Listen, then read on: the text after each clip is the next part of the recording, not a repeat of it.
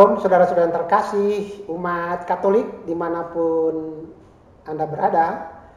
Kali ini Kantus Channel kehadiran seorang tamu yang luar biasa, ganteng, masih muda, fresh, tetapi dia adalah seorang aktivis dan seorang katekis.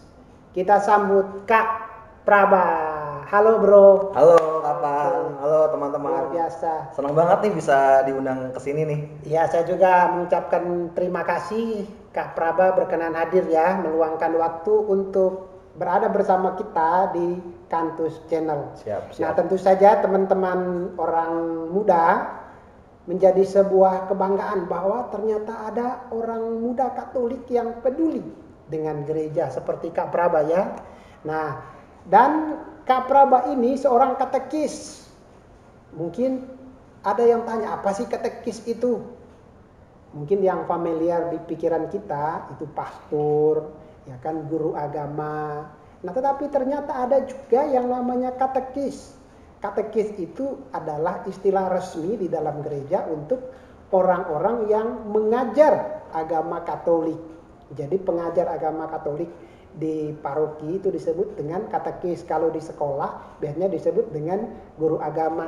Kak Praba ini salah satu katekis di paroki, ya Kak Praba ya? Ya betul. Nah, betul. Mungkin Kak Praba bisa ceritakan gimana sih Kak Praba sebagai orang muda, mungkin kan biasanya hangout, jalan-jalan lah, atau nonton, atau bersenang-senang dengan temannya. Tapi Kak Praba mau gitu loh jadi katekis. Kira-kira gimana awalnya Kak Praba?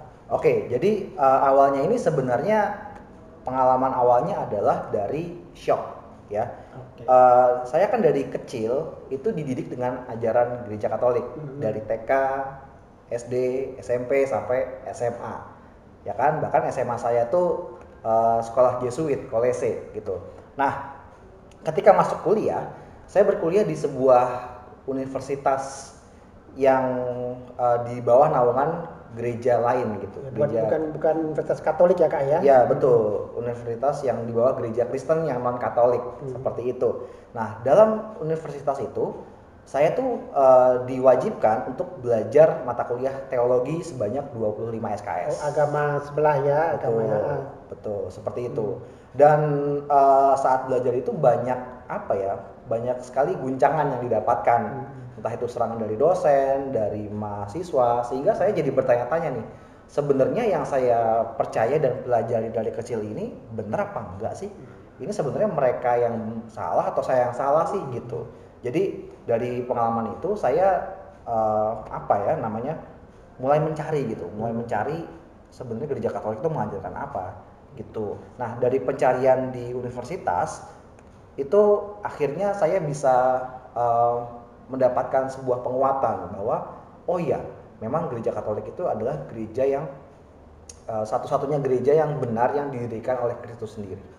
Ya, klaimnya memang agak ngeri ya, satu-satunya gereja yang benar dan didirikan Kristus sendiri. Tapi menurut saya kalau memang itu tidak benar, tidak akan berani sih gereja Katolik mengklaim hal itu gitu. Jadi dari situ kira-kira di tahun ketiga itu saya mulai terpanggil untuk melayani juga di kampus dalam wadah KMK namanya, Keluarga Mahasiswa Katolik, yang mana itu saya melayani juga teman-teman yang mengalami hal yang sama seperti saya gitu. Jadi yang imannya guncang, yang ragu-ragu seperti itu, dan yang juga merasa diserang dan merasa seperti apa yang merasakan dan mengalami seperti yang Kak Praba alami, seperti itu ya? Betul.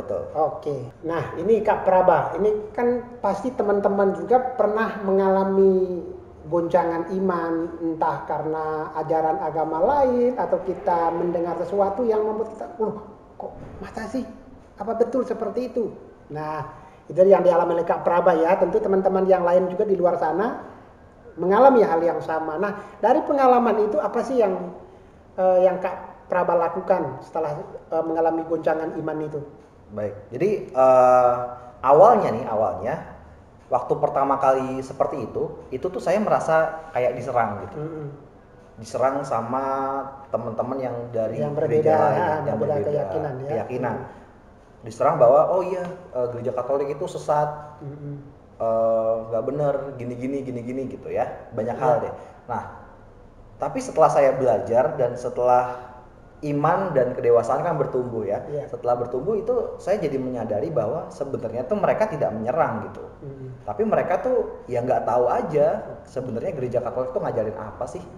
Jadi mereka akhirnya berarti mereka mendapat pemahaman yang keliru tentang gereja Katolik ya Kak ya. Betul. Jadi akhirnya mereka sebenarnya bertanya kepada kita itu minta klarifikasi.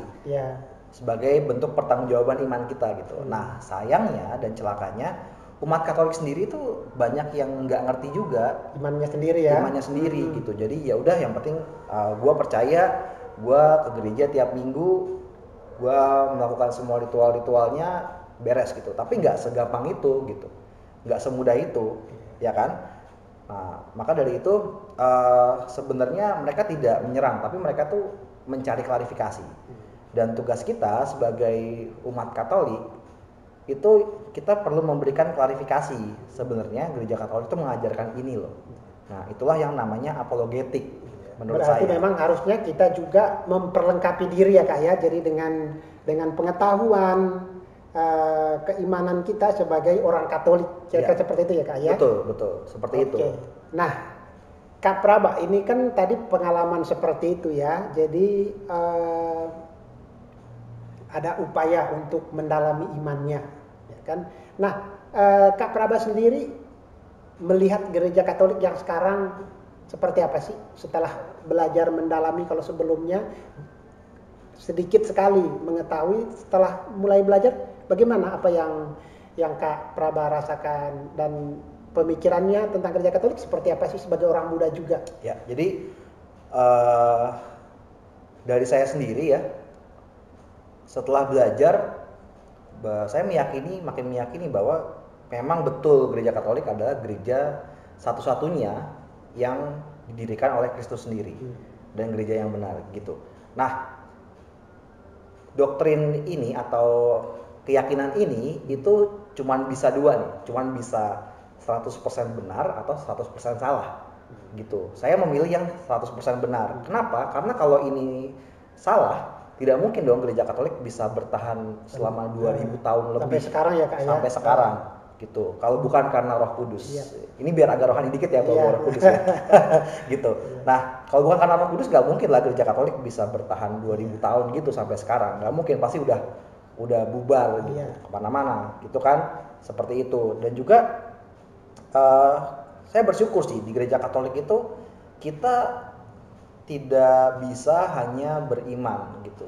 Jadi iman saja itu tidak cukup, tapi harus dibarengi dengan pengetahuan, pemahaman yang betul, dan juga pemahaman yang benar, dan juga tindakan gitu. Karena di gereja Katolik itu ketika ada seseorang yang mau dibaptis atau mau masuk dalam gereja Katolik, itu ada prosesnya, proses pendidikan panjang. Prosedurnya ya, betul, untuk masuk. Betul, ada pendidikannya yang namanya tuh katekumen gitu. Ya. Jadi tugas saya sebagai katekis salah satunya adalah mempersiapkan para mengajar calon calon Katolik itu tadi ya. Betul, mengajar para calon baptis tadi. Kayak gitu. Nah, lumayan seru karena yang saya ajar tuh kebanyakan lebih tua dari saya umurnya. Seperti itu. Anyway, dalam proses itu mau menunjukkan bahwa ketika kita mau dibaptis dalam gereja Katolik itu harus benar-benar keputusan yang 100% sadar gitu secara dari orang itu sendiri ya Kak ya. Dari orang itu sendiri gitu. Maka selama 6 bulan sampai 1 tahun tadi, kalau misalnya orang ini merasa aduh nggak deh, ternyata gue nggak cocok nih di gereja Katolik, ya dia boleh mundur kayak gitu. Seperti itu. Jadi nggak semudah yang ya udah langsung dibaptis aja gitu, enggak. Harus ada proses pendidikannya, harus benar-benar sadar 100%. Kayak gitu dengan akal budi. Jadi seseorang memilih menjadi Katolik itu dengan kesadaran ya Kak ya. Ya, betul.